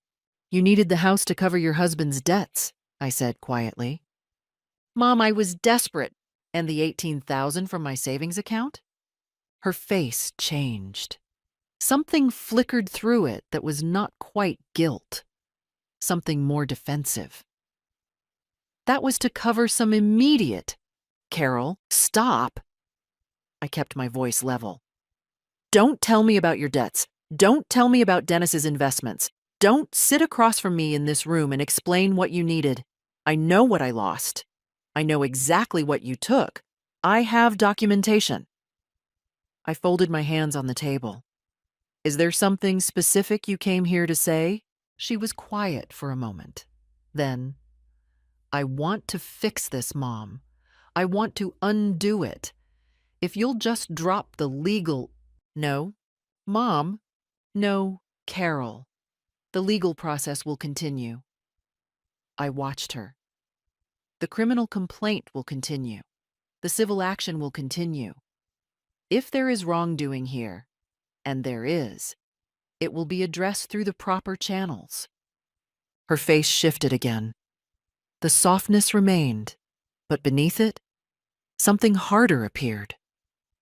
This was the moment she became something other than my penitent daughter. This was the moment the mask, as Ruth would have said, showed its edges. You're going to destroy our lives, she said, and her voice was no longer quite so gentle. Dennis could face charges. We could lose everything. Is that what you want? To see your daughter lose everything? You asked me to stop a legal process that I did not start, I said. You started it when you transferred my home to your husband's LLC. You started it $18,000 ago. I held her gaze. What I want is irrelevant. What the law requires is not. You're being rigid. Her voice rose slightly. You're being unforgiving and cold, and you're hiding behind the law because you're angry and you want to punish us. This conversation is over, Carol. Mom, it's over, I said again and stood up. She stood too, and for a moment we were both standing across that table in the common room of Sunrise Gardens, and an aide glanced over from the far side of the room and looked away again. The professional discretion of someone trained not to see what they see. You'll regret this, Carol said. Not a threat exactly. Something that wanted to be but didn't quite have the confidence. Perhaps, I said. Goodbye, Carol. She left. I watched her go through the glass door and across the parking lot to her car, and I saw her sit there for several minutes before she drove away. And I did not know what she was feeling in that car, and I found that I had to remind myself not to care. I went back to my room and sat down on the edge of the bed. My hands were not shaking this time, but there was a cold place in my chest. Not quite fear, not quite grief. Some combination of both that had no clean name. She was my daughter. She had looked me in the face and tried to soften me into silence, and when that failed, she had shown me something underneath the softness that I recognized as dangerous. What if they escalated, I thought. What if Dennis, backed into a corner, did something that could not be managed through attorneys and legal filings? I breathed. I let the fear do what it always did. I let it tell me what was at stake. I let it remind me why I was not stopping. Then I picked up my phone and called Pat. Carol came today, I said. She tried to get me to drop the charges. When I refused, she said I would regret it. Documented? Pat asked. There are aides at Sunrise Gardens, security cameras in the common room. I paused. Also, I believe Dennis may try something more direct before this is over. I want to be prepared for that. Let's talk through contingencies, Pat said. We talked for an hour. By the end of it, I was not afraid. I was ready. The hearing was on a Thursday in October, 7 weeks after I had first sat in Pat Holt's office and watched her pull up the Register of Deeds. It was not a criminal trial. Not yet. The criminal investigation remained active, with the Henderson County Sheriff's Office and the North Carolina Attorney General's Office, which had become involved given the elder financial exploitation statutes, conducting their own parallel process. What Thursday's hearing addressed was the civil matter, the challenge to the power of attorney and the deed transfer to Birchwood Properties, LLC. Pat had prepared me thoroughly. Daniel Cho would be present as consulting counsel. We had submitted to the court an evidentiary packet that was, Pat told me, unusually comprehensive for a case at this stage. We had the deed. We had the LLC registration, predating the power of attorney's preparation by 2 weeks, establishing a timeline of premeditation. We had forensic documentation of the 2 account transfers, totaling $18,000. We had a signed affidavit from the notary who had witnessed the power of attorney, a woman named Susan Greer, who stated under oath that she had been present solely to notarize the signature, that she had not been involved in explaining the document's contents to me, and that the document had been presented to her already prepared by Carol Fairchild. We had Ruth's affidavit, detailing what I had shared with her the morning after Carol's visit, the timeline of my discovery, and her paralegal's assessment of the document irregularities. We had 7 character witnesses prepared to speak to my mental competence, including Pastor Mills, Tiffany Prewett, and 3 members of my garden club. And we had one thing more, which Pat had obtained through a public records request, and which we had chosen not to disclose to opposing counsel in advance within the letter of the rules. Bank statements for Birchwood Properties, LLC, obtained through the business registration filing requirements. 3 days after my home was transferred into the LLC, a loan had been initiated against the property I was still living in, legally, when the loan was taken out. The property that a retired paralegal and a woman in a blue cardigan had clouded the title on before that loan could be fully executed. The loan had not closed. The Ellis Pendens had caught it, but the attempt was documented. They had tried to borrow against my house within 72 hours of taking it. I wore a gray dress to the hearing and my best pearl earrings. Ruth drove me. We did not talk much in the car, but she reached over and patted my hand once at a traffic light, and I was grateful for it. Carol and Dennis were already in the courtroom when we arrived. Dennis wore a suit I did not recognize, expensive, which struck me as either confidence or desperation. Carol wore black, which I thought was unconsciously revealing. They had an attorney, a younger man named Garrett Shea, who had a reputation, Pat told me, for aggressive procedural motions. He led with competency. Within the first 15 minutes of the hearing, Shea argued that my cognitive state at the time of signing the power of attorney was uncertain, that I was a woman of advanced age living alone, and that the transaction represented my daughter's good faith effort to manage my affairs. He spoke about Carol's concern, her love, her years of caregiving. He was polished and not unconvincing. Pat let him finish. Then she stood up. She walked the court through the timeline. The LLC registration, March 3rd. The power of attorney prepared and signed, March 19th. The deed transfer, April 11th. The loan application, April 14th. The Ellis Pendens, April 22nd. She presented the financial records, the $18,000. She presented the Susan Greer affidavit. She presented the character witnesses, 3 of whom testified in person, briefly and clearly, about my crossword puzzles, and my garden, and my Tuesday lunches, and the woman they had known for decades. Then she presented me. I sat in the witness box, and I answered the questions Pat asked me. I described the morning Carol came. I described what I signed and what I understood it to mean. I described, carefully and without anger, the gap between what I had been told and what had in fact been done. I had notes. Pat had permitted me to refer to notes, which the court allowed, and I did not need them, but I had them, because I was not going to stumble. Shea cross-examined me for 20 minutes. He asked about my medication, about my memory, about whether I sometimes forgot things. I answered honestly, Yes, I sometimes misplaced my glasses. No, I had not forgotten what I signed. Yes, I understood the difference between a standard power of attorney and a general durable one. Would I explain it? I explained it. He sat down. Dennis was called. He testified that the LLC had been formed as an investment vehicle unrelated to my property, and that the transfer of my home into the LLC was a temporary protective measure suggested by their financial advisor. Pat asked if that financial advisor could be named and called to testify. There was a pause. Shay conferred with Dennis.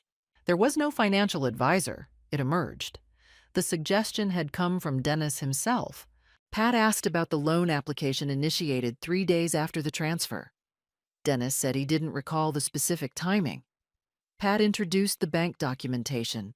Dennis said he wasn't certain of the details. Pat asked about the $18,000.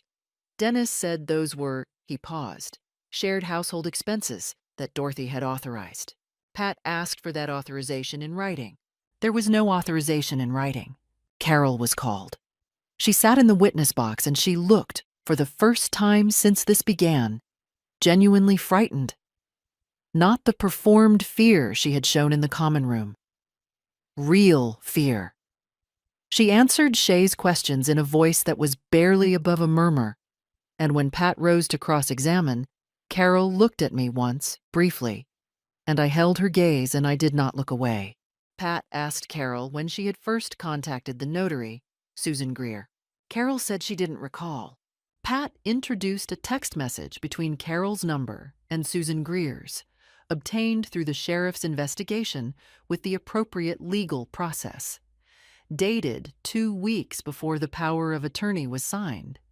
Carol asking if Greer was available for a document notarization, and describing the nature of the document in terms that were, Pat noted quietly to the court, inconsistent with Carol's claim that this was a standard update to an existing document. Carol looked at the text message on the screen. She said she had misremembered. Pat said that she had no further questions. The judge, a woman named Honorable Ellen Cross with 20 years on the bench and a manner that suggested she had seen every version of this particular story, called a brief recess. When she returned, she spoke for 11 minutes. I will not reproduce everything she said, but she found that the power of attorney had been obtained through deception and was therefore invalid from the date of execution. She found that the deed transfer to Birchwood Properties, LLC, was consequently void and ordered it unwound. She ordered the title to the property at Birchwood Lane to be restored to Dorothy Louise Marsh pending any appeal. She noted the ongoing criminal investigation and expressed that the civil record would be made available to law enforcement. Dennis stood up so abruptly his chair scraped the floor. Shay touched his arm. Dennis shook him off. He said something I won't repeat.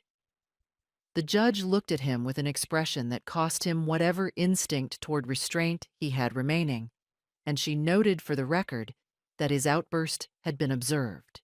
Carol did not stand. She sat very still, and I saw her put her face in her hands. I sat in my chair and I breathed. Outside the courthouse, in the pale October light, Ruth took my arm and we walked to the car without speaking. The magnolia tree was still on Birchwood Lane. It had been there the whole time. It was still mine. The weeks after the hearing moved with the particular momentum of things that have been set in motion and cannot be recalled. The civil ruling stood. Dennis and Shay filed a notice of appeal within the permitted window, which Pat told me was standard procedure, and which she also told me, with the precise confidence I had come to rely on, would almost certainly fail given the evidentiary record. She was right. The appellate court upheld the lower court's ruling 4 months later without requesting oral argument, which Pat told me was a signal of how little merit the appeal possessed. My home was returned to me. I walked through the front door on a Wednesday afternoon in November, with Ruth beside me and the spare key the neighbor Tiffany Prewett had been holding since I'd given it to her years ago for emergencies. The house smelled of disuse, that particular flat quality of air in a room that has been waiting, and every surface was exactly as I had left it. Carol and Dennis had never moved in. They had tried to monetize it without ever occupying it, which struck me as I stood in my own kitchen as telling. Even in their greed, they had not loved it. I opened all the windows. The criminal proceedings were slower, as criminal proceedings tend to be. The Henderson County Sheriff's Office, working with the North Carolina Attorney General's Elder Financial Exploitation Unit, had built a case against both Carol and Dennis over the course of the civil litigation. The charges, when they came, were not minor. Dennis was charged with financial exploitation of an elder adult, obtaining property by false pretenses, and criminal breach of fiduciary duty. Carol was charged with conspiracy to commit financial exploitation of an elder adult and forgery, the latter in connection with the power of attorney document, which forensic document analysis had determined contained language that had been added after the initial draft was shown to me, but before I signed the final version. That last detail is worth dwelling on. The document I had been shown at my kitchen table and the document I had signed were not identical. A paragraph had been added, the one granting authority over real property transactions, between my review and my signature. I had not been shown that paragraph. I had not agreed to it. Someone had inserted it. Carol's attorney, by the time of the criminal proceedings, was no longer Garrett Shea. Shea had withdrawn from the representation. Carol had a public defender because by that point, the financial exposure of the civil judgment, the legal fees, and the failed real estate transaction had left them without the resources to retain private counsel. Dennis pled guilty to financial exploitation of an elder adult in exchange for a reduced charge. He received a suspended sentence, 3 years of probation, and was required to make full restitution, the $18,000 in transferred funds, plus Pat's legal fees as assessed by the court, plus costs. He was also permanently barred, as a condition of his plea, from serving in any fiduciary capacity. Carol went to trial. I was called as a witness, and I testified again, more briefly this time, because the evidentiary record was already so comprehensive that the prosecution's case was not built primarily on my testimony, but on the documents, the forensics, the text messages, and Dennis's own statements. Carol was convicted of conspiracy and forgery. She received 2 years of supervised probation, mandatory restitution equivalent to Dennis's, and 200 hours of community service. No one went to prison. I want to be honest about that, because the world is not a place where justice is always as clean as we would like it to be, and pretending otherwise would be its own kind of dishonesty. They did not go to prison, but they were convicted. It is in the public record. The guilty verdicts, the restitution orders, the names.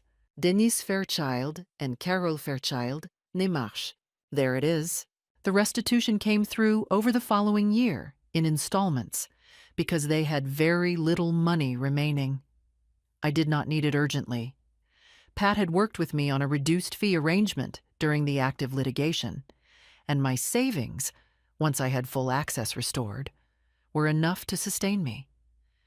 But each payment arrived with the particular satisfaction of a thing that had been taken being returned, not because of forgiveness, but because the law had said this belongs to her.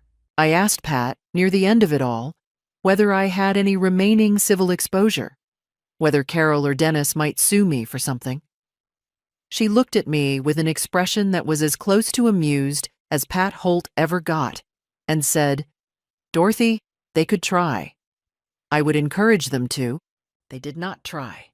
Margaret Cho's nephew Daniel sent me a note after the appellate ruling, handwritten on good stationery. "It was an honor, Mrs. Marsh. Please give my regards to your garden." I put it in the lockbox next to the deed. The day I moved back into my house, I stood for a long time at the back window, looking at the magnolia tree. It was November, and the leaves were gone, the way they go in November. But the structure of it was all there. The branching, the height, the particular angle of it, the way George had planted it slightly too close to the fence, and we had argued gently about it for years, and he had been right in the end because it grew exactly the way it wanted to. The roots, Pat told me, were documented in the original property survey. Deep roots, hard to move. I set my kettle on and waited for it to boil, and I listened to my house, and it still knew me. Spring came to Birchwood Lane the way it always had, slowly, then all at once. By March, the magnolia was producing those great, improbable blossoms, pink-white and absurdly beautiful, for a tree that had simply continued through everything. Tiffany photographed it from the sidewalk and sent me the picture. I framed it. I spent the winter restoring the house to itself. New paint in the kitchen, the porch railing finally fixed, a burgundy velvet reading chair that George would have called extravagant. Ruth came Saturday mornings, and we sat on the porch and watched things grow. I was not unchanged. The months at Sunrise Gardens, the legal process, the grief of seeing something in my daughter's face I had not wanted to see, those could not be returned. The relationship with Carol was not repaired. That absence was its own presence, but I was more capable than before. Estate documents updated, copies with Ruth, Pastor Mills, and Daniel Cho. 3 people, none of them family. Carol and Dennis had separated. Dennis was no longer in insurance, struggling under restitution. Carol was working retail. She had her mother's stubbornness, and I hoped she would use it somewhere worth using it. On a Tuesday in April, I sat on the porch with my coffee and my crossword, and the morning sun in the oak trees, and I finished the puzzle in ink. I was 75 years old. I was home. What would you have done, sitting alone at 5 in the morning, looking at a magnolia tree that might no longer be yours? Leave a comment. Share this with someone who needs to hear it. Thank you for listening. I am Dorothy Marsh, and I am still here.